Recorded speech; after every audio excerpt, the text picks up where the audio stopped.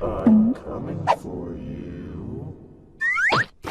When you're not, here I come.